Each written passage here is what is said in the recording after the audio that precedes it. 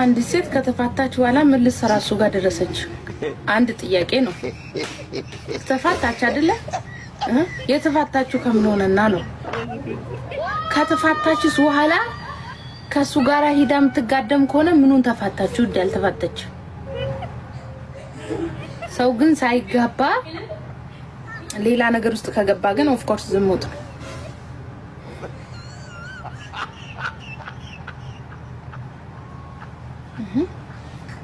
የሩታና የአብርሃም ነው እንዴ? ተፋታ ረገዘች።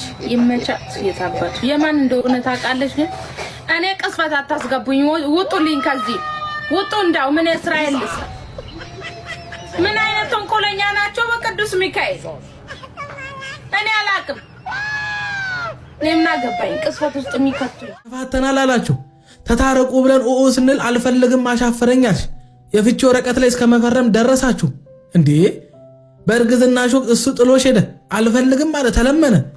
አሁን እንደገና መተሽ እንደተፋታ ሰው በሰላም አርፈሽ ትዳርሽን እንድትኖሪ ብዙ መክረንሽ እንደገና ደግሞ ከተፋታሽ በኋላ አንድ ሰው በቃ ከተፋታ በኋላ መኖር ያለበትን ህይወት አልኖርም ብለሽ ከሱ ራስ አልወርድም ወይም ደግሞ እኔ እንጃ ከሱ አልላቀቅም እሱም ካንቺ አልላቀቅም አይነት ነገር እያሳያችሁ በየቀኑ ጥልና የሆነ መሰዳደብ መናናቅ ውስጥ የምትገቡት ራሳችሁ። ከዛ እንደገና እኛ ጋር መጣችሁ እንደዚህ ያለ ልጄ እንደዚህ ለቅሶ ምናምን ምን አስፈልገ? መጀመሪያውንስ ለምን የሁሉ ውሸት የሁሉ ተረት ውስጥ መግባት ለምን አስፈልጋችሁ? እኔ እንጃ የእናንተ መፋታት እንዴት እንደሆነ ራሱ ግራ ገባኝ። ሰው እኮ በቃ ከትዳር ውስጥ የነበረ ሰው እኮ ሲፋታ በቃ ካንቺ ጋር ያለኝን ነገር ጨርሻለሁ ከዚህ በኋላ የሚያገናኘኝ ነገር የለም ነው በቃ። ከቻልን እንደ እህትና ወንድም ካልቻልን ደግሞ በቃ እንደ ጓደኛ ሆነን ልጃችንን እናሳድጋለን ብላችሁ ነው እኮ የተፋታችሁት አይደለ?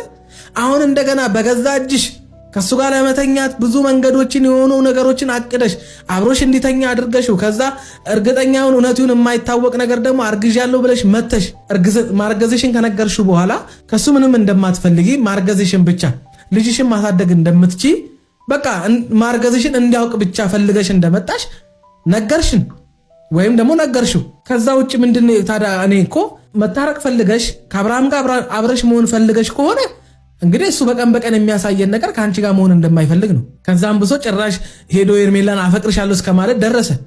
ይሄ ሁሉ የተከሰተው አንቺ አብርሃምን ወደ አንቺ ለመመለስ እየጣርሽ ወይም ትዳርሽን ለማዳን በቃ ከአብርሃም ጋር ለመታረቅ ወደ ነበራችሁበት ህይወት ትዳር ለመመለስ ጥረት በምታረጊበት ሰዓት ላይ እሱ ደግሞ ከአንቺ ለመራቅ ነው ጥረት እያደረገ የነበረው።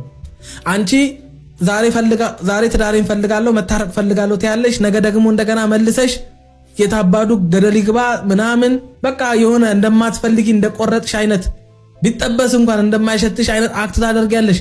በቃ ቆርጣለች እቺ ባይ ባይ ተለያየን ባይ ተለያየን ባይ ባይ ተለያየን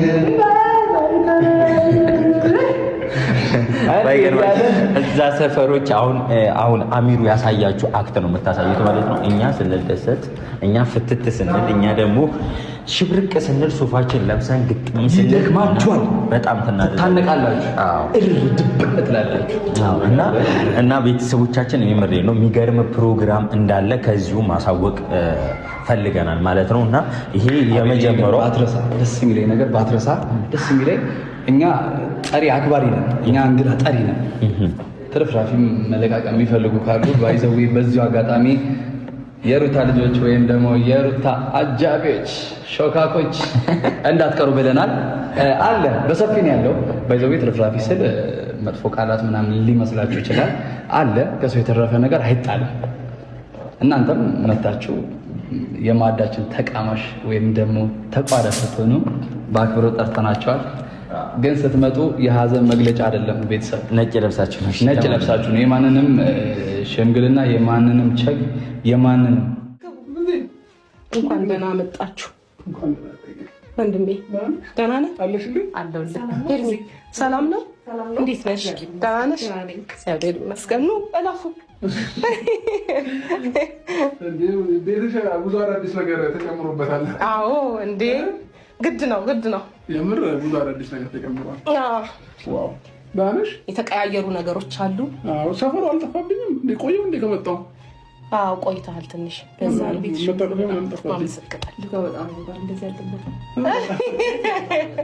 አመሰግናለሁ። ያው እንግዲህ ሲስተር ብዙ ጊዜ ትመራመራለች እና ተመራምራ ነው አብዛኛውን ነገር የሰራችው። ሶፋውንም በእጇ ነው የሰራችው። እንግዲህ እንደዚህ ነው አለ ተመራመሩ አንጻር ማለት ነው። አለው ሁሉ ሰላም አለን። ቆይታ ሁሉ ደህና ነው እያጋ አለ። ክራውድድ አልሆነማ ታክሲ ነው መንገዱ አሪፍ ነው። ዛሬ በጣም አሪፍ ነው። እንግዲህ አልመጣም ብላኝ በስንት መከራ መሰለሽ ያመጣው። ኧረ ጌታ ለምን እምቢ አልሽ? ለምን ተፈረች? ኧረ ፈርቼ ብቻ ነው። ለምን ነገር አይደለም።